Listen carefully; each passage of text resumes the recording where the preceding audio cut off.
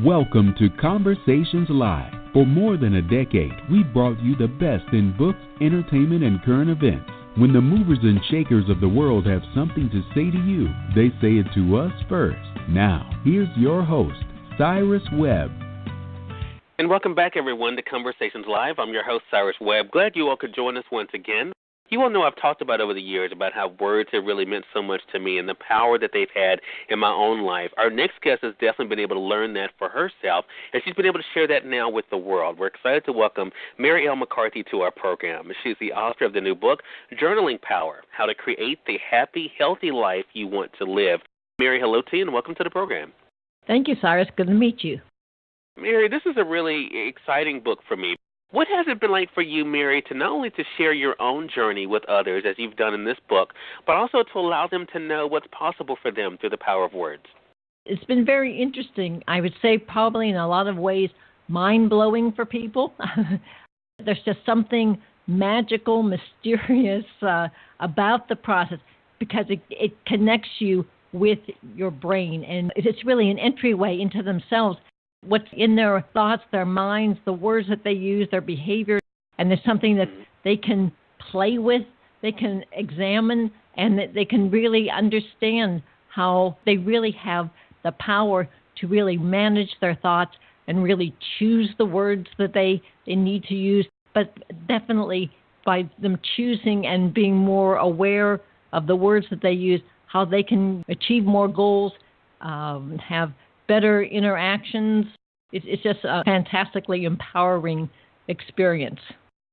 For sure. And what's so interesting is a lot of what they're experiencing through words and through what they're able to do with their lives can really help them to be able to live a better life. You mentioned in the book, writing has been used as an intervention with cancer patients, and they reported feeling less pain, sleeping better, and functioning better during the day with fewer troublesome symptoms. You were able to share in the book quite personally what has happened for you as well. But I think the other thing that happens is psychologically what it does for us. Not only are you feeling better, but you also look at life in a different way because of words.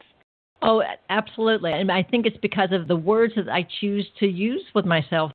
Fun and childlike and artistry and creativity and all those things. The words that I feel and I own now, which is really exciting. Just to be able to realize the potential. I was able to say, yeah, I'm now comfortable. I really own and feel I am an artist. I am creative. It just really opens up more and more possibilities. So as well as the freedom, you have the openness and the potential to realize, oh my goodness, this is what's possible, or this is who I really am. I'm so glad you said that, Mary. That goes to something I definitely want to point out for our audience. You talk about taming our inner critic, as you call it. It really does remind us that at the end of the day, we have to be able to not only be honest with ourselves, but also to use our words as our voice, to be able to almost make that be our affirmation for ourselves. This is a process. It doesn't happen overnight. But how did taming your inner critic, how did that help you? It changed my life. Through all the journaling, it helped me to realize that I am not my inner critic. It helped me to separate out that old stuff that I had internalized as a child.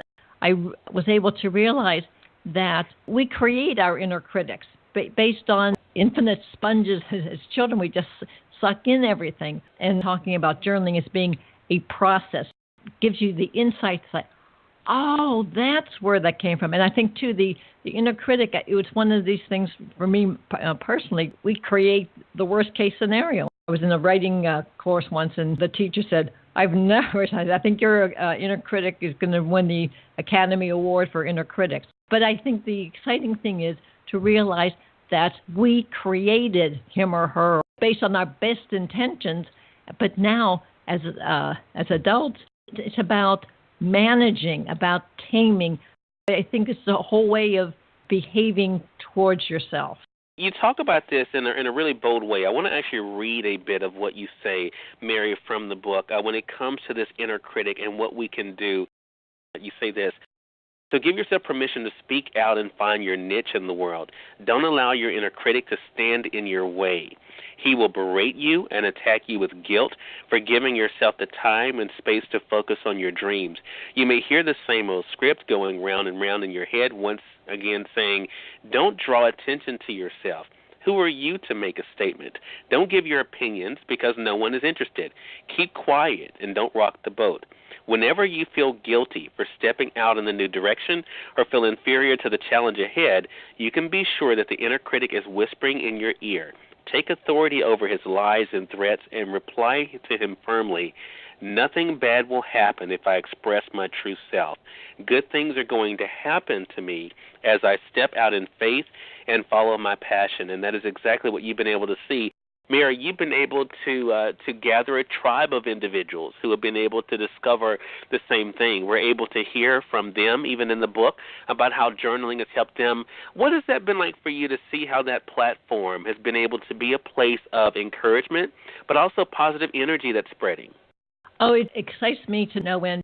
One of my goals was when I set up Create Right Now was I really wanted to share the whole journaling process with people, and to me, it makes my day when people realize that who they thought they were and who they really are two totally different people. It's just like you're having your own therapist, your friend. You can talk through the process that you can articulate, to the best of your ability, and it can help yourself through the process. And when people talk about their ahas or eurekas or whatever, that's what my goal is to get everyone in the world to realize how wonderful, talented, fantastic they are, and how they have the power through their use of the words towards themselves. Then that changes, their interactions with people. That helps them get clear on pursuing their passions. One of my favorite quotes is, if someone treated you the way you treat yourself, you would have left them a long time ago. Changing our inner dialogue with ourselves, it's monumental. So, Mary, what is your hope when people finish Journaling Power, when they start doing the exercises that are there, when they're able to start getting more focused on what they want and start moving in that direction? What do you hope they're able to share with others about what the book has done for them? My hope is that they communicate to people how unique the book is. I'm a very practical person, so I just thought, I've been through the whole process myself. I want to give something practical to the process. So I think that is what I would like people to say to other people. Oh, now I see why you call it a self-help memoir, because people can use it, internalize it, and as Nike says, just do it. Just do it. That is so true. Well, I hope our audience will do just that. It's a powerful book, Mary, not only being able to get to know you better, but also get to know ourselves better by being able to take up the challenge to write on, as you tell others to do through Create Right Now. Again, everyone, Mary L. McCarthy has been our guest. Great conversation with you, Mary. The book is Journaling Power, How to Create the Happy, Healthy Life You Want to Live, and it really shows how words can really be able to change the way we see ourselves, the way that we live our lives, and the way that we're able to respond and react to things going on around us. And Mary, thank you so much for the time today. I really appreciate you stopping by. Oh, thank you very much for having me, Cyrus. It was a great experience. Thank you. You're more than welcome. Thank you. And we thank your audience for tuning in to another great segment of Conversations Live. I'm your host, Cyrus Webb, saying, as always, enjoy your day, enjoy your life, enjoy your world. Make sure you take out time to enjoy some good music as well as a great book. Thank you all for choosing Conversations Live today. You all make it a great one.